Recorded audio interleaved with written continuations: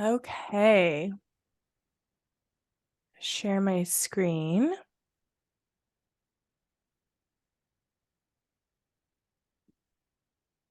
So this week, I am going to be talking all about AI as it relates to an open letter that was written a little over a week ago. And so this first article is outlining, I'm sorry, the article that was written it was published by what's called Future of Life Institute. And it was an open letter calling for a 6-month halt to work on AI systems so that people, regulations, all of the things can sort of pause, catch up, and figure out how we're moving forward. And this particular article is called Elon Musk Wants to Pause Dangerous AI Development. Bill Gates disagrees, and he's not the only one. And it's written by Tom Huddleston Jr. So we've talked quite a bit about AI and the pros and the cons, and we've talked about regulations and how we definitely need regulations, but the issue is that changes are happening so quickly that normal people and developers and the government itself are struggling to keep up as this arms race, as it sort of is, it has sort of could be likened to, is happening between Google and Microsoft, just continues to pump out advancements. And then as well as other people, other companies making their own AIs and creating a variety of offshoots.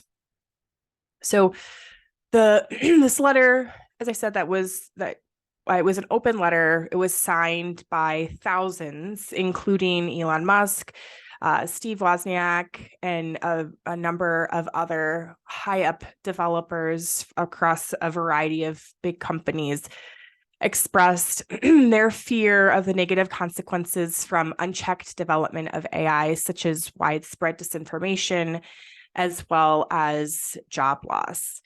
So that currently has somewhere around 13,000 signatures, and it's being expressed, as I said, as a dangerous race between Microsoft and their use of ChatGPT through Bing, as well as Google and their new release of Bard. And so, the developers, ethicists, and there are others like Bill Gates who are pushing back against this letter and saying that it's going to be very hard to enforce what's happening, or it would be very hard to enforce just a total 6-month shutdown. But everybody agrees that something needs to happen. Some amount of guardrails or policies need to be put into place to be able to help protect whatever is happening in the future. And that may mean, slowing of releases, or which also would be very hard. But one of the suggestions was to make the data that the AIs are trained on to be accessible to anyone, so to have that be transparent. Another suggestion was to make it very transparent as you're moving through and using all of these different AI systems. Can you opt in or opt out?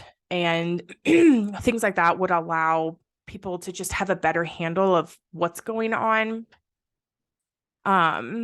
And so going back to what this open letter says, that there are concerns that programming biases and privacy issues and the spread of misinformation could really hurt what's coming in our future, as well as they are stating that there's a concern for the replacement of human jobs with AI systems.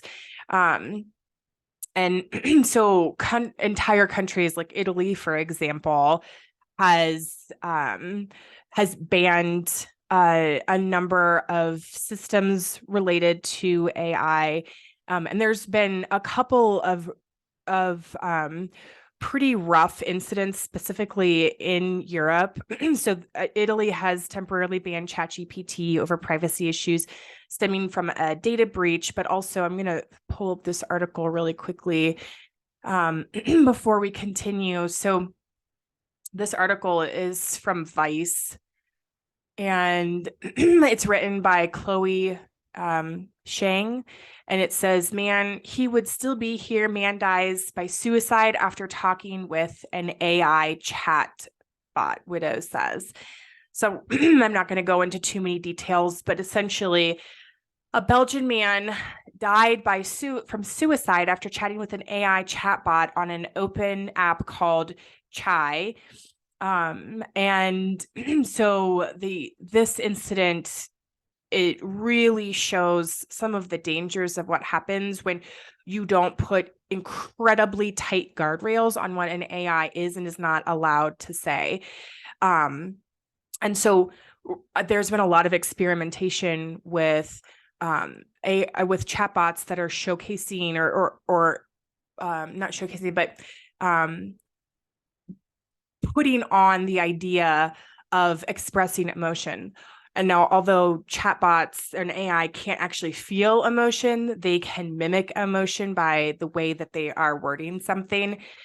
And so the more that you have emotion tied to this AI output, the more that people are projecting their own emotions and forming these incredibly deep attachments to these AI bots. And although you can know that essentially these AIs are mirrors. They're taking our words, they're taking the words from whatever they're trained on, and then just regurgitating it back. It's not coming up with its own thoughts based on its own capacity to imagine.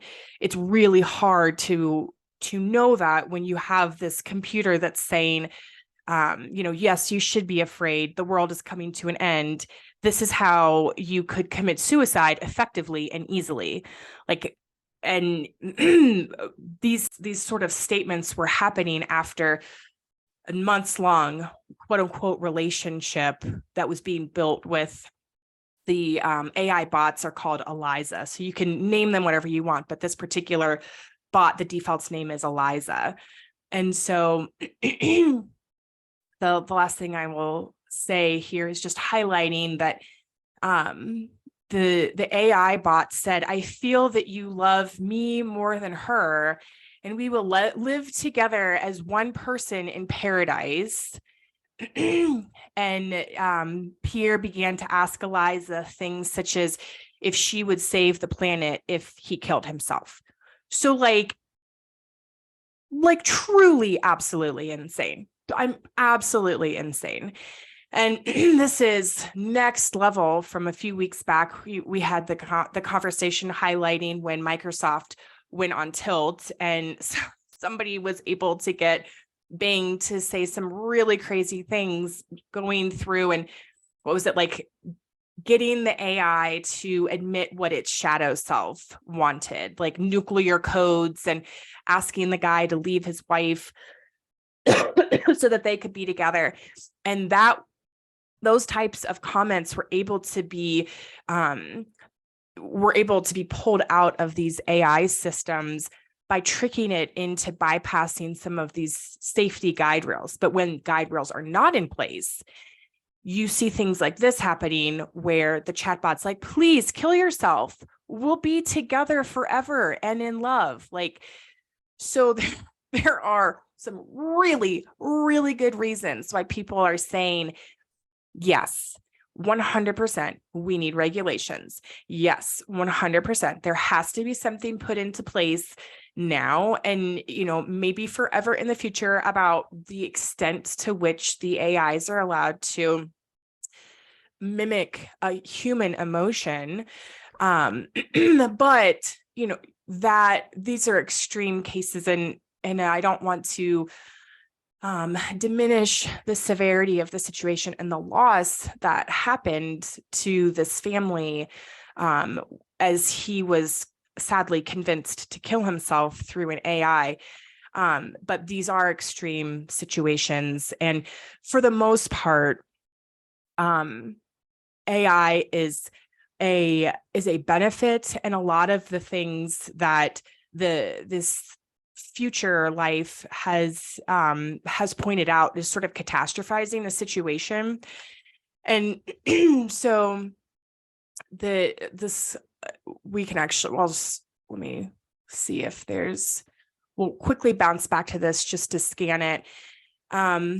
So OpenAI's CEO Sam Altman did acknowledge that an effective global regulatory framework, including democratic governance and sufficient coordination among leading artificial general intelligence companies could help. So this is the original tweet. And so that's why I say, like, nobody that is working on AI, nobody that's using AI believes that this should just be like, let the balloons go. I'm sure it'll all be fine. But the initial letter is helpful because it's hitting or striking a chord or holding a microphone to the overall sort of unrest and uneasiness that a lot of people are feeling. But also at the same time, it's creating sort of more hysteria and more fear than really I feel needs to happen, because throughout history, we've had these game-changing technological advances. And each time that we have a technological advance, you have people saying, the world is ending. You know, they throw up their Jesus is coming signs. And then you fast forward 5, 10, 15, 20 years, and it's like, oh, just kidding. May have overreacted a little bit. And so the people, there is pushback to the extreme requests that happened in this letter. And so moving over to this AI ethicists slam AI pause letter for ignoring current harms. And so this is written by Marco Marceline, and this came out excuse me, April 1st through pcmag.com. And so the ethicists aren't saying that that this open letter from the Future of Life Institute, that they were wrong to ask for guidelines and for guardrails, but they are specifying, hey, instead of catastrophizing and, you know, making everybody feel like we're in the Matrix right now, April 8th, 2023, and freaking people out about something that, you know, may or may not happen, let's look at very specifically what's happening like today, like in the last month, and figure out how we can put safety guards on what is already out, and then allow that to shape how things move forward in the future. And so I totally agree with this. I think that this is a much better way to move forward, putting in play or trying to course correct what's already been out or what's already been put into place, because the phrase, you can't put the genie back in the bottle, like we're not able to undo the like massively futuristic, but like these massively game-changing technologies. Like you can't just say, oh, well, we're not going to use them, because everybody is. But you can say, what are the areas that are going to be exploited? And so the actual harms are what they're talking about. So worker exploitation, data theft, fake media accounts that support, you know, whomever. Let's talk about those things. They say that and another, we won't go in, we can definitely talk about this more in the future, but there are some facial recognition companies and databases, like, for example, this Clearview AI, who are using AI, but there's not enough they're using AI to charge people based on like Ring cameras, for example. But the technology is not advanced enough to be able to very clearly identify people. So innocent people are being charged, and that is a crisis in and of itself that definitely needs to be addressed. But I do like this. The current race towards ever larger AI experiments is not a preordained path where our only choice is how fast to run, but rather a set of decisions driven by the profit motive, and the actions and choices of corporations must be shaped by regulation, which protects the rights and interests of people. So this is something that I definitely agree with from that that letter from the future life or future of life. But the what people are again trying to make sure that whoever is listening right now, the policymakers, the people, the developers who are making these things, let's not think about what might be, and where things may be going from. Like, let's not write a science fiction book. Let's just figure out how we can protect data, because we know what happens when data is exploited. Because for the last 10 years through social media, we've seen a lot of great things, but also a lot of really bad things come from data being sold. And so, how do we safeguard those? How do we, and that coupled with what are some basic things that need to happen to keep people from committing suicide? Like what blocks need to be put in place so that an AI can't suggest suicide or find workarounds that then somebody would eventually get to the chatbot suggesting suicide. And interestingly, even though, briefly going back to this article, I know it's in here somewhere. This particular chatbot, oh, here it is. It's based on a GPT-J, which is an open source alternative to OpenAI. So this one is not based specifically on the OpenAI algorithm, but I do know that because of this, ChatGPT and others are already course correcting, and they're already putting some of these guardrails in place. But I think for something to stick and to really feel, or not only to just stick, but to make sure that going forward in the future, if there is some sort of a government regulation, that would really help to make sure that each AI is built responsibly. Because, OpenAI has been the first to stand up and say, this is everything we've been doing to make sure that, we're keeping people safe as they're interacting, but not everybody has the same moral responsibility. Not everybody designs with that same level of moral responsibility. And then this, so following the catastrophizing that has been happening in the last couple of weeks, there's a really great article that Josh Bersin wrote. And it looks like it's on his personal blog, and it's a very long article, but he goes into a lot of really great points on why we can just all take a big deep breath and settle down and think about, this. Like I was saying earlier, this is not the first major technological advancement. This is one of many. Let's learn from the past, and let's think about how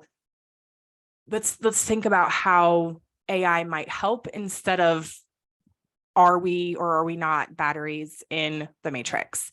And so I'll just go through his main points, where he addresses the main concerns that were being outlined in the Future of Life Institute open letter, is that AI is going to eliminate jobs, create unemployment, and disrupt the global workforce.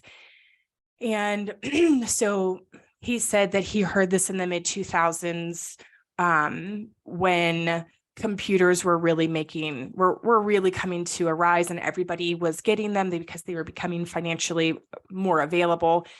And there was a prediction that retail and food service and banking, like all of these, it would replace jobs.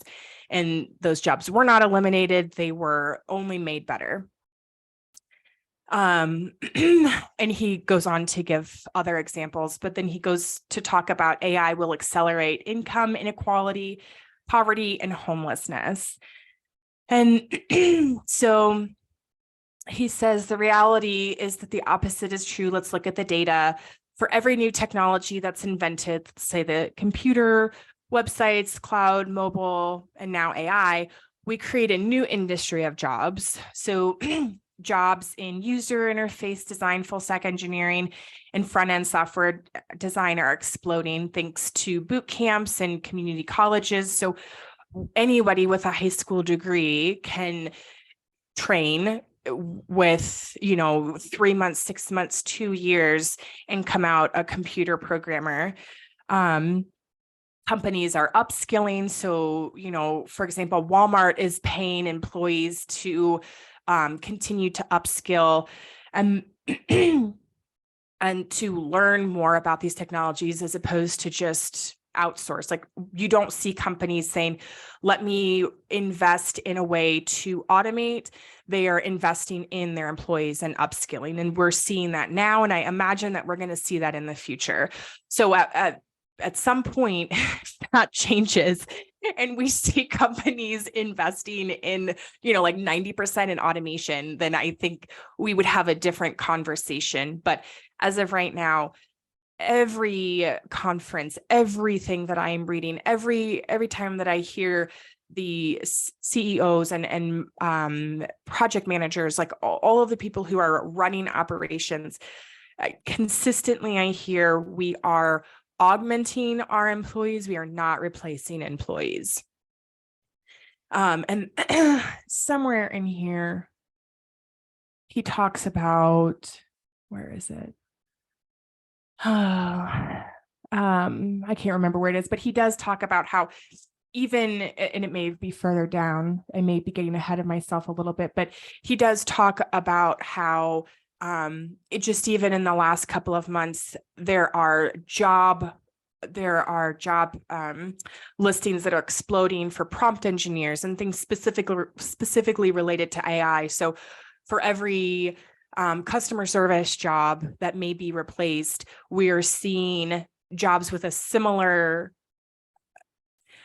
educational need being offered. And so if something is not necessary, those same types of jobs, those same entry-level jobs or jobs that don't need a tremendous amount of education, more will be coming into place. And so that's something that's really heartening. And then the next thing he talks about is that AI, or the fear that's addressed, is that AI will create misinformation, cyber warfare, amplified bias, and eventually massive system destruction. And so this very specifically is the point that I have an issue with, and why I keep coming back to, please don't incite panic. Please don't scream fire in a movie theater. That's super illegal. And please don't make the general public feel like there is going to be massive system destruction. That is not great for humanity. And so to this point, he says, and it's true that, with every technological advancement, there is good stuff and there's bad stuff that comes from it. So Facebook, Twitter, and other social networks, they've got their goods and their bads. They have stuff that we are now having to combat because of, the aftermath, but also it has created where we are now. It has opened the door for the metaverse and for, a multiverse. So to say that any one specific technology can bring down the house is naive. And again, it goes back to that, please don't scream fire in a building. Just don't do it.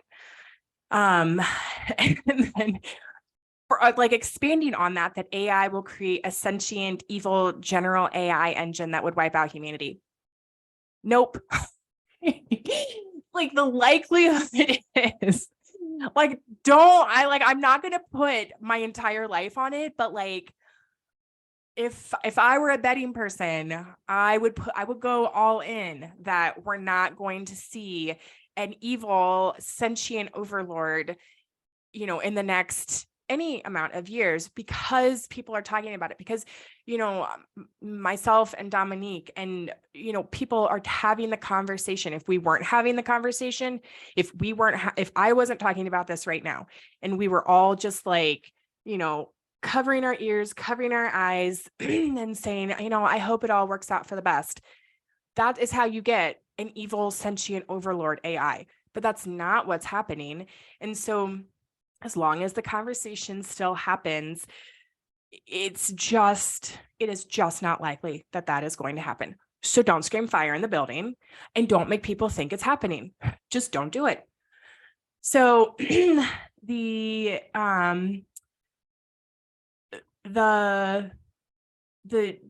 final thing, and I won't go into this, but if anybody wants to follow up and get some additional perspective, Bill Gates, there are people who love him and there are people who hate him.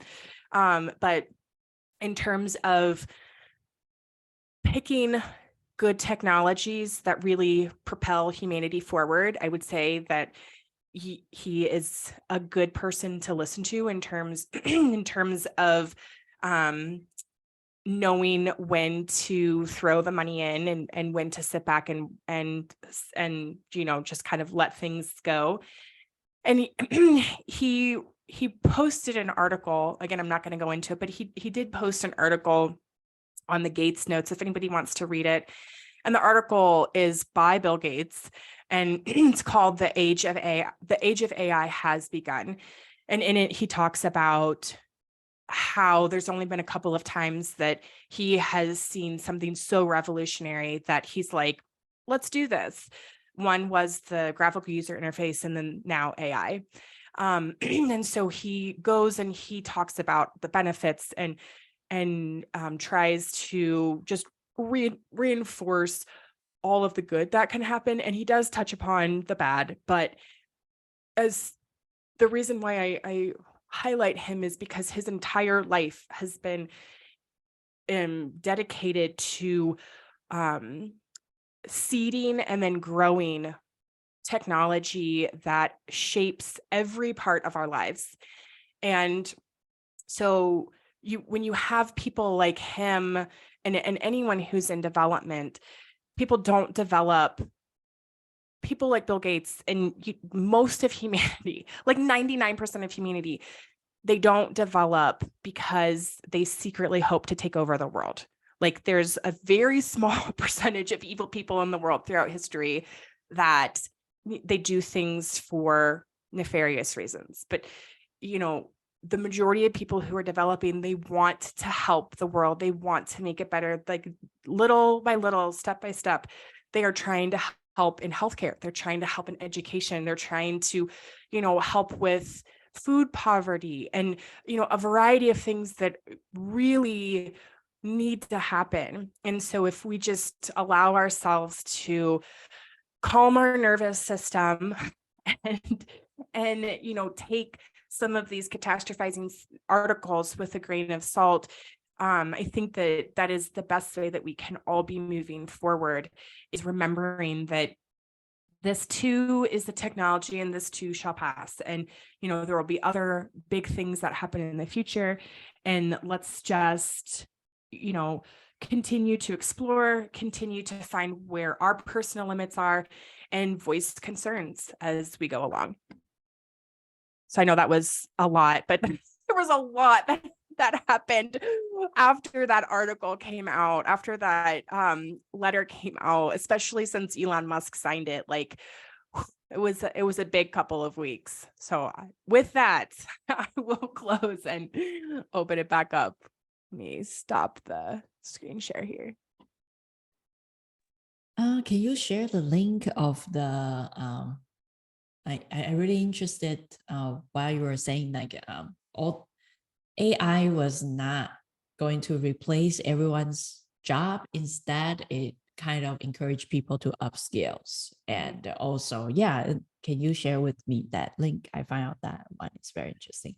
And Yeah. I think just like you said that long time ago, when there's calculator and everyone was nervous, math teacher was like against the calculator, but now we upgrade ourselves and do something even quicker.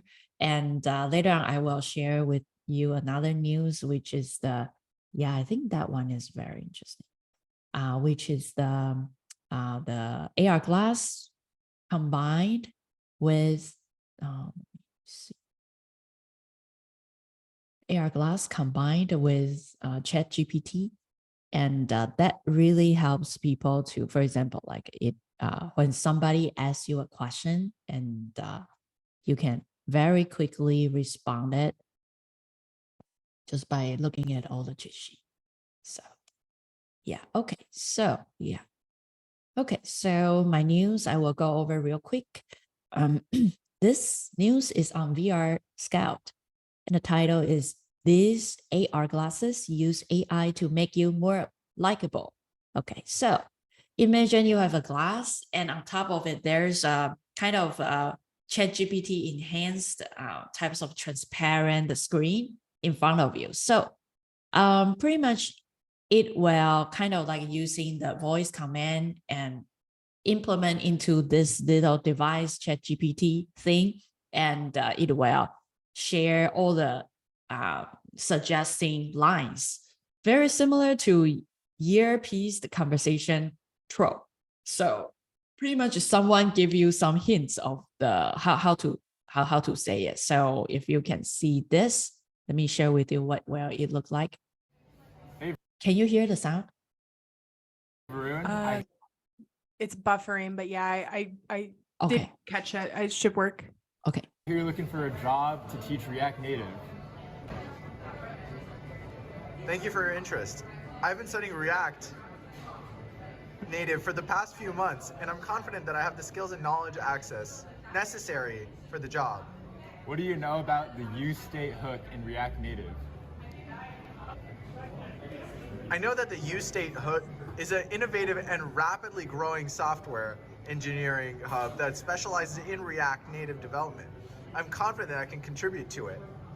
It sounds like you're really great for the job. What else do you want to tell me? Thank you for your confidence in me. I've done extensive research and practice with the use-state hook, and I understand its core principles and core concepts. I believe I can use this on the job. Thank you. It sounds like you're hired, Varun. I mean, I know this is a prototype, but I think there are some lags, right? And I don't know, like if you use this cheat sheet to do all the interviews, I think the connection will be a little disconnected. Maybe there's a ChatGPT voice to just say it and pretend your mouth is moving, right? What is it like, through 11 Labs? I wonder if you could do like that real time. 11 Labs is like the go-to now for AI voice alterations. You can just train a model to be your own voice and have it answer the questions. Yeah, right. I feel like human need to read it. I mean, it's not even your answer. I mean, maybe just let ChatGPT to say it. You know what I'm saying? It's just like like computer's brain combined with human's brain. Human's brain is so slow. I feel like we are so dumb, right? It should be ChatGPT just directly say the answer. So what I see is that what if, it generates the same answer and everybody starts saying the same thing? I feel like human beings become a slave of AI because you see, we say the answer that AI produced and we are just execute, right? And AI is the brand. So it's very interesting before we let machine to execute all the hard work. Right now, we are doing all the hard work for the machine and machine is thinking. So, so it's just very interesting to go to another level. And I do think that because for me, sometimes I feel like this will be really good because sometimes I will being asked for top questions, for example, like when presenting the pitch deck, right? And when investors or somebody asks you like, oh, some number questions or some same, some, and 10, right? Those types of acronym, yeah, financial acronym. If there's something like this augmented and tell you what they are talking about, that would be great. But sometimes if we jump into something that is everybody's talking about acronym, then yeah, I think this will be really helpful. But another danger is that what if it start acting evil, and since you don't have the prior knowledge for it, you might just lose it. And what's the point of hiring, for example, like a top tier engineer, right? For example, if this becomes a norm, and for example, graphic designer, UX designer, or researcher or something, right? And we just wear this, and then anybody can do anything. You can even let a monkey or someone who doesn't really know anything, and they become instant experts. So it goes back to the question like education. What can we do to make people upskills if all the basic stuff that we've been training for decades becomes everybody can access instantly? Because the difference between experts and the novelties is that novelties, they probably need to go online and find the right answer and optimize it. But if the answer right in front of you, and let's say if the answer is 99% accurate, for example, an attorney, what if the novelty, like the new attorney can see all the lines and just read it on the court and have the same thoughts as a senior attorney, then I feel like, yeah, that's really interesting. Like you kind of like have chips inside your brain about the entire Wikipedia, or even better thing, like an entire human library inside your brain, and just instantly give you the answer. So yeah, it's very interesting to Well, see. I like your comparison of like a junior, let's say, UX designer versus a senior UX designer, and the difference is that a senior UX designer should know, generally speaking, like a rough answer, maybe wouldn't be able to articulate something eloquently right off the bat, but a junior UX designer would have to research and look it up. And so one of the big things that is coming out about the AI is that it speaks so confidently, but it hallucinates a lot. And so, if you have a junior UX designer who is like flaunting, oh yeah, I've got this, and I have, whatever ChatGPT is saying, and I'm just going to regurgitate it. But if they don't know that it's giving misinformation or that it's hallucinating, then maybe they would just say whatever it is that ChatGPT is guiding them to say. And that's that spread of misinformation. It's like a very big debate right now on how to stop the spread of information. And because it's like when you're using ChatGPT, it's like hitting the easy button. You're like, oh, here, just give me the answer. And then I'm not gonna go and research it because you have to be right. Yeah. But because it hallucinates so much, then you have people speaking as if they're proficient in this, but they are speaking inaccuracies. And so, are we like, how, as we're educating people, feels like it's still going to be important to learn the trade. Like, you cannot lean in too hard to these glasses. But if you already know mostly of what you're talking about, then, like, as we keep talking about, it augments you, but you wouldn't be able to have somebody who doesn't know anything anything about engineering. They put these glasses on, they're like, yeah, I'm very familiar with, X, Y, and Z, and this is how you would handle this case. Because if the ChatGPT is hallucinating, then the interviewers would be like, that's just 100% wrong. Thank you so much Yeah, for, right. for you confidently speaking nonsense. Yeah, I think ChatGPT right now I saw 3.5, I saw 4, right? A lot of people are testing 4, and recently I saw 5. 5 will be much more powerful than 4, and just look at the speed. After a few Mhm. months, it's like a 3, 4, 5, right? And then later on maybe 6. So yeah, just like you said that Elon Musk did really good thing, because we know that we are going to hit the AGI, if according to this speed, probably not too far from now. But I think just to make sure we eliminate all the bad things, make sure that this AGI can really help the world. I think that is a pretty good intention. I don't know what's the execution, but the intention is great. Yeah, you see ChatGPT 4 chatbot. So wow, this is wild. Even though it looks interesting, like this markup, I think it's kind of cool, right? It's just a very rough markup, but it can really do these types of things, which already pretty cool. And in the future, I mean, what if we put a chips inside our brain, and it's kind of like a wow. I feel like later on we probably will start evolve into a Cyberman species, because computer and Cyborgs. cyborgs, Mhm. we will be part, like everybody will live in the same mind. It's very scary. It's like when you see someone, you already know that person, because let's say, You have all of their data, like all of your yes, points. Like, you went to school here. You're married to this person. yeah, These are your right. friends. We have these common friends. Yeah, and before it was on the glass, later on maybe just implement in the brain. So the entire humanity will become one. I don't know. It's just like like an alien you can telepath, right?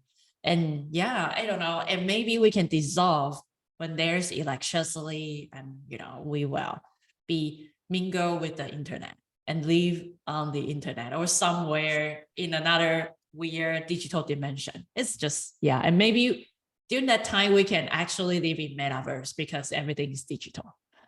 That would be true metaverse living. Yeah, If you have a chip in your brain that gives you all of the information. illusion. Yeah.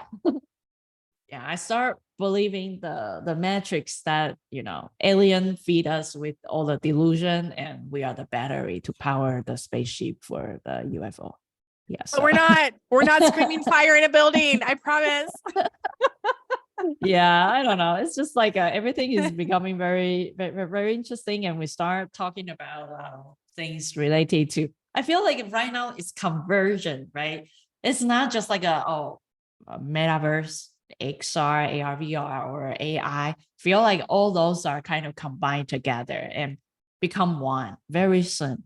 So yeah, another article is called "Virtual Metaverse Real Estate is Completely in the Toilet." The metaverse is completely screwed. I mean, I think now is just because the human, I think metaverse is not really, you need to build it from scratch, and then you kind of trying to create something, trying to create a needs, but maybe start with, I don't know, Roblox. They have a like a 3D kids game, and start doing that.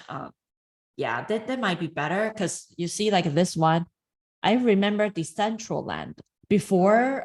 Yeah, it was pretty big, and the Their sandbox. stock went through the roof, even as late as what, last summer, was that right? Early fall, it was still like going crazy, and now it's just crashed and burned. It may be less than 50% of what its peak was. Yeah, I remember last year when I checked Decentraland, I think right now the website looks much fancier. Before it was just like a prototype. And when I was in, everything was like a, like you are trying to put some blocks in some cubes inside Unity. That rough when I was first time getting into it, but now it looks all fancy. But if you see this one, bubble is, crash. Mhm. So real estate in metaverse in Decentraland, once valued $1 billion, now is in free fall. I think because we haven't really find the purpose for real estate. For example, if we buy a house, right, 1 million, then yeah, I mean, at least we can live there, we can sleep there. It's a necessary thing for our life to keep us warm, to keep us safe.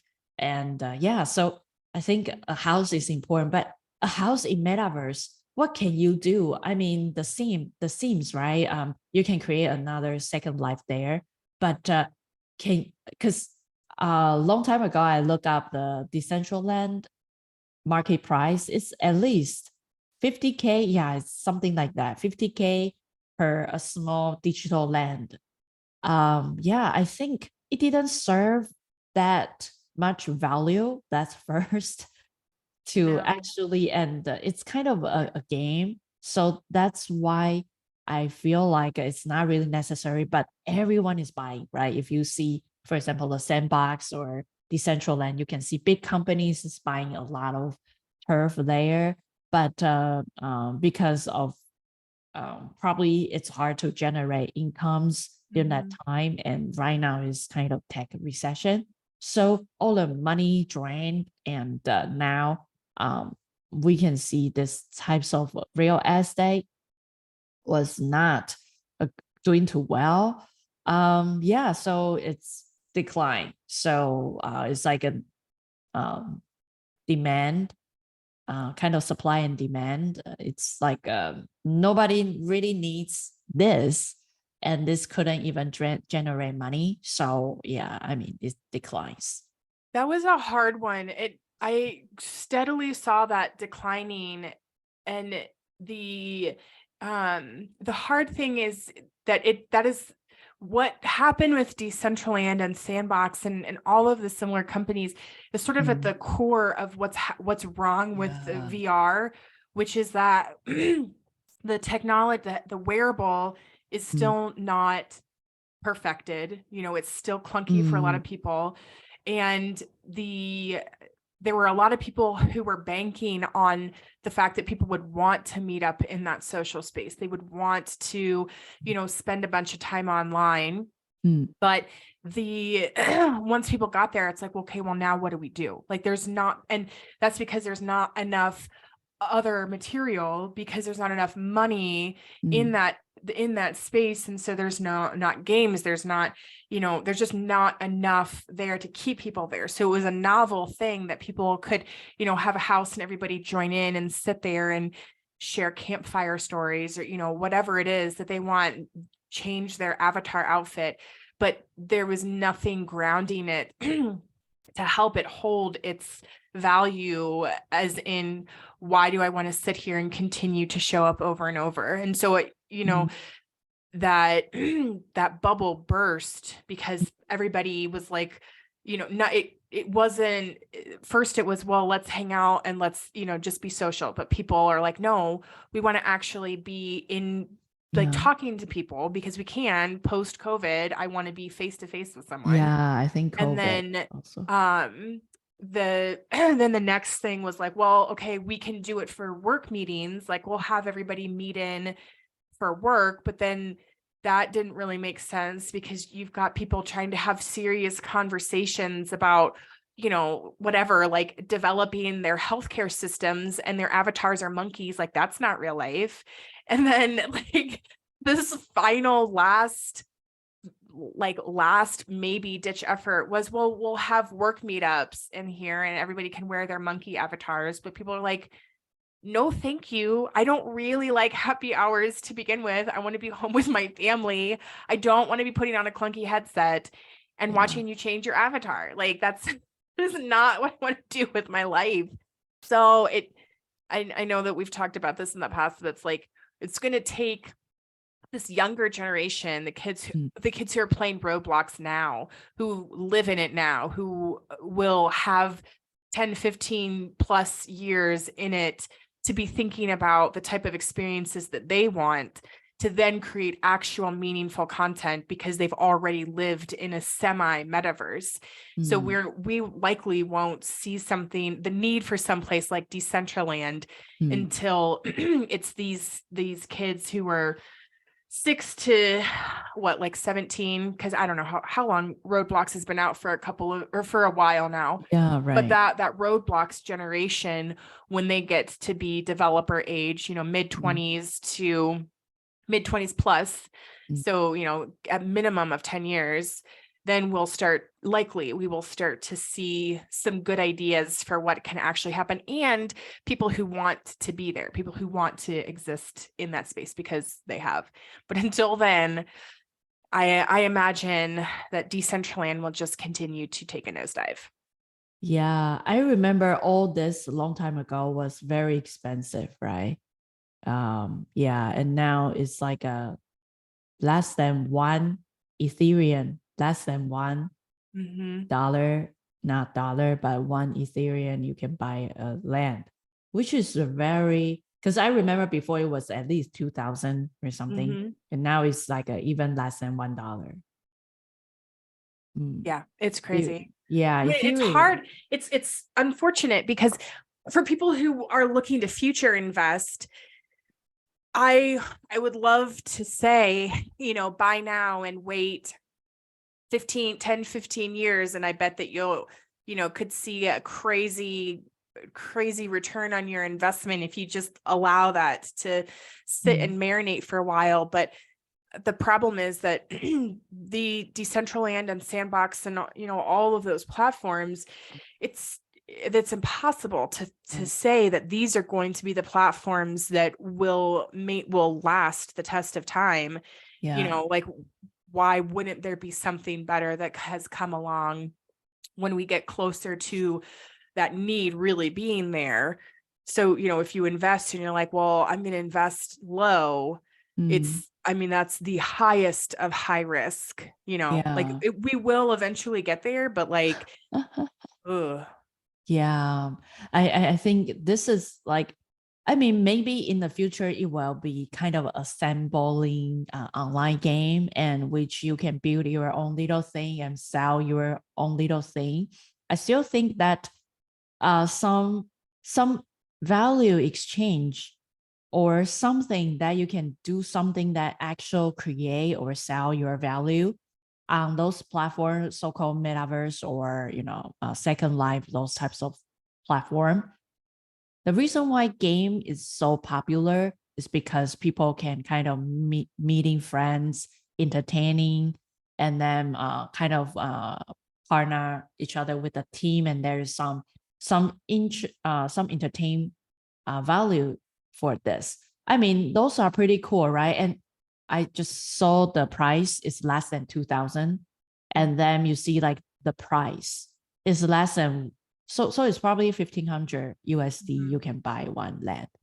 As opposed to, it was like 2, 3, 10 ETH, 20,000, 30,000, crazy amounts of money. Crazy. Yeah, before, and I remember somebody even bought, like, there was a OVR. I forgot the name of it, but probably OVR metaverse. Yeah, somebody even buy OVR. I hope this. Yeah, metaverse. Oh, it becomes AR. Yeah, before it kind of mapping up the entire Earth into like a little hexagon, something like that, and then you can buy. Somebody bought. I remember a long time ago, I saw the actual number of somebody bought kind of digital metaverse land under Rafa Tower, Eiffel Tower, and then it's like a few $1 million or something. Yeah, I mean, you see, like those are still crazy, but I think now the heat is Yes, let's see how much are those. If you see, this is like a real 5K. Is that 5K? What does 5K mean? Is yeah. So pretty much you can even buy your home, but in a interesting, yeah. That little hexagon is how much? Yeah, it's USD. Wow, this is so cheap. You see, not even $1. That's crazy. Yeah, before it was like a few million for Right. It'll be interesting. I keep coming back to, what's going to survive, what's going to survive. Mm. And I think it depends on who invested, because if you've got like what ends up surviving is if you had giant investors, like celebrities and, like the top, the yeah. billionaires club, those people, if they invested in something, they are not likely to let their investment die so quickly, like they will Yeah, continue right. to push it and push it. So it'd be interesting to know, I don't think that this information is probably public, but it would be so interesting to know, like, who are the top investors in some of these places.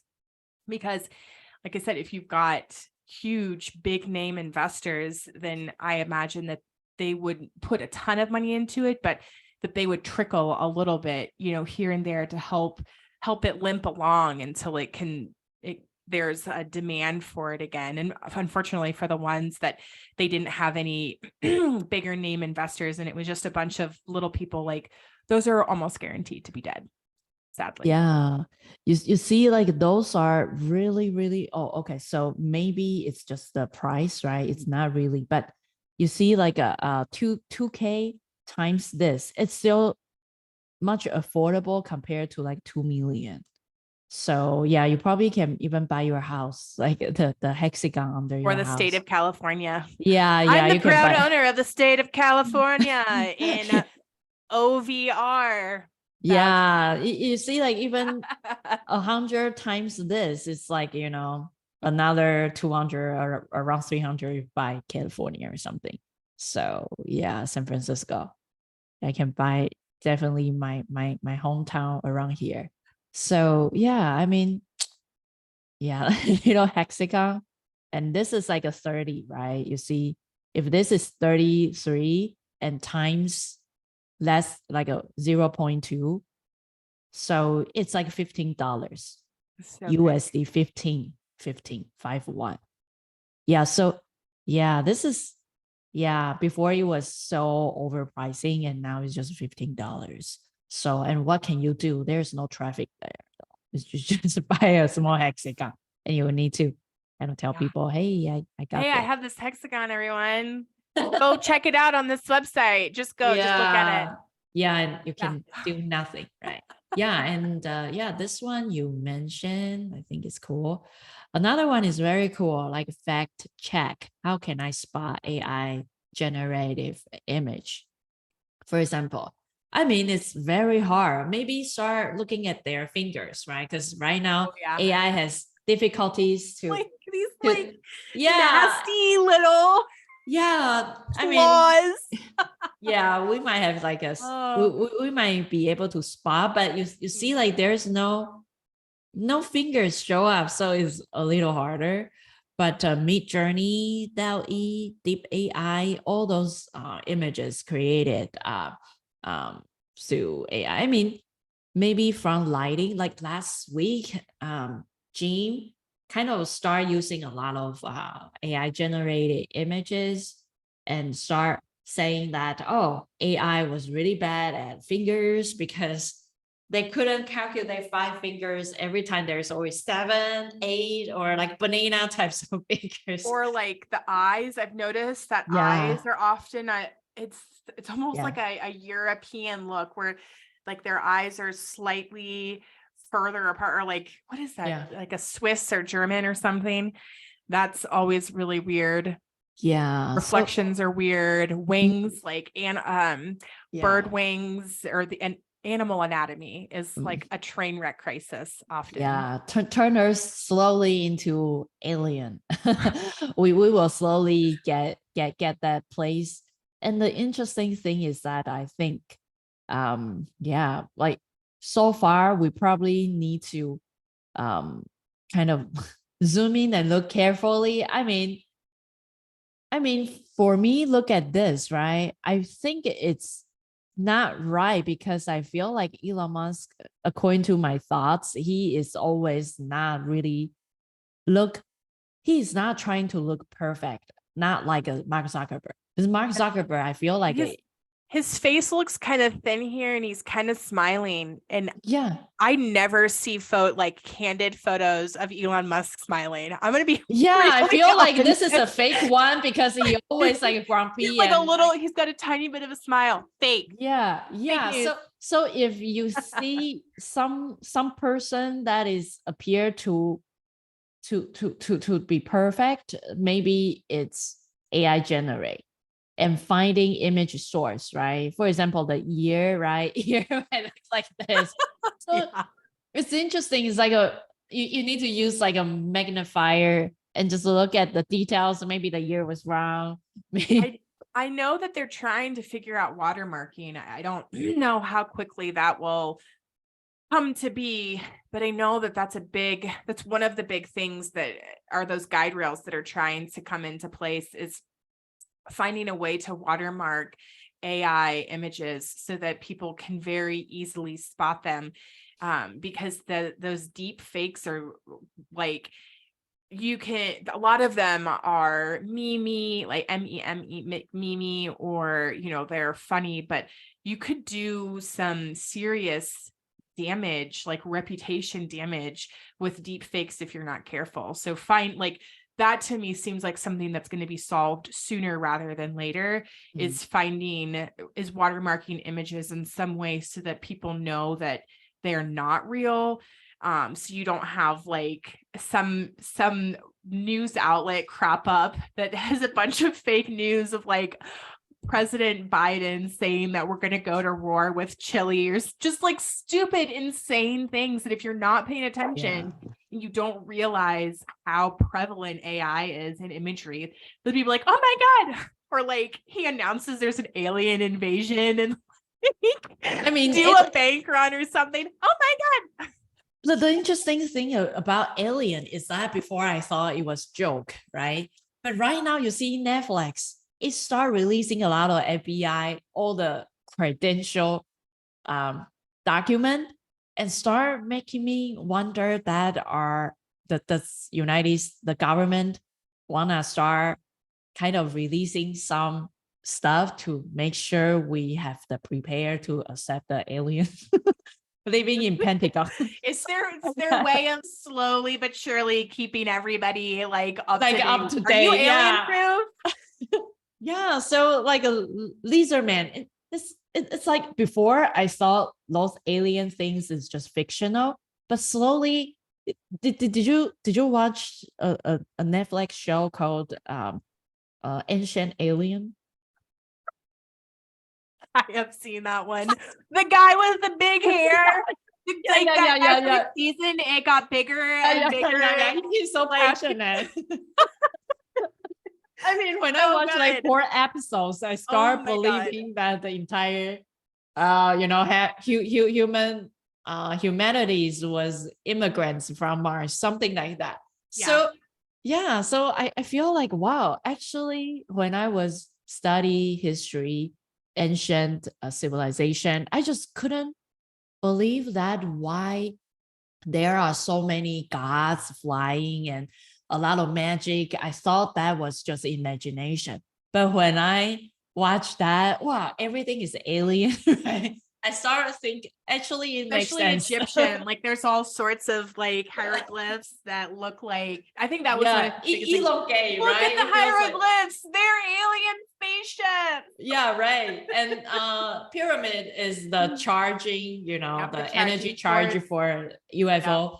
Yeah. And so I start kind of believing all those stuff. And I think I don't know why we start talking about this, but I feel like if there's an opportunity to bring up that man's hair, it should be taken, because it should go down in history as one of the most magnificent things in the entire world. And all of the things he says. Yeah. worth mentioning. Yeah, I feel like actually whatever they say kind of makes sense. For some reason, I feel like, wow, when I feel like that, I feel enlightened. If it is the right, it's the truth, I feel I'm enlightened. But you see, like aliens have only 4 fingers, right? And it feels like a sign for us to look more like aliens. You see, like the ear is, yeah, you see the finger is 4. So I feel like humans start being really, yeah, I mean, The thing that I am excited about, as me having an art background and Mm. tracking trends in design, the one thing that I am really interested and excited about is that there is, I just recently read an article, I forget where it was, but it was basically like the age of AI is here, and that has its own look, like just like you're saying, it has its own aesthetic, Mm. and that aesthetic will 100% shape things that are moving forward. Like I have seen um very like artsy, hip, Hmm. like cute little startups using Yeah. intentionally using these weird AI Mm. images to sell clothes, for example, like fully embracing Oh. Mm. that. It's like that Yeah. the underground art scene, right? Like those are the people who, whatever is happening in that art world, that this cutting edge, newest stuff, then fast forward 8 to 10 years, that will seep into mainstream design. And so I'm seeing people using like people with 4 fingers, and they're doing this, but they should have this, but like their hand is up, and you can clearly see that it's this like this mangled weird little hand. And Mm. so they're just throwing it in your face like, yes, this is an AI generated image, and we're not afraid of the fact that it's not perfect, and we're embracing the imperfectness of it, but also look at our clothes and like look at how awesome they are, and it's like it's real and it's raw, and like that is the voice and the tone that is very popular right now, which like minimalism be dead, perfection be dead, like studio lighting be gone with you. We want, imperfect, weird AI images, and we don't want to photocorrect them. And we want like grungy 70s lighting, and Yeah. we we want to embrace a photo that's taken from a crappy phone and not edited at all. And so then it's like everything goes, and everything goes. And that's what this AI aesthetic is. So it'll be very interesting to see what happens. And if people are like, in a 2 years, if they're intentionally creating imagery that has people with 4 fingers, or like trying to recreate this weird AI aesthetic and like dig deeper into it, as opposed to trying to make it more realistic, like leaning into the weird, which I see that is more than likely to happen, is people will lean into the weird, as opposed to trying Yeah. to make it like perfectly photorealistic. I think ChatGPT 4 or 5 will probably make it better, because right now we are just the early stage, like the first launch. But it's just strikes me with all the all the TV shows that I watch, like, oh, aliens actually shape us, and we are looking more like aliens. Is that something, And yeah, I don't know. It's very interesting to see, and I think somebody said that somebody pretty big in science said that there's a 50% that our entire world is a simulation from a higher civilization. So if that is the case, let's say AI, if that higher civilization or ET kind of create this AI, probably they are giving us some hint of how human What need to upgrade. future people Yeah. look like. Yeah. And slowly, we will have 6 fingers, 4 fingers. Because I heard that the Venus guy living in Pentagon like during, yeah, like it seems like he has been living for over 200 years and hiding something. I don't know. It's just like some shows, Netflix shows. But yeah, he only has 4 fingers.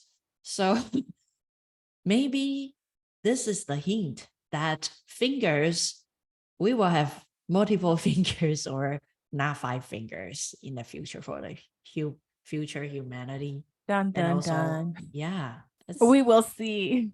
yeah, and maybe we'll have a lot of clones, right?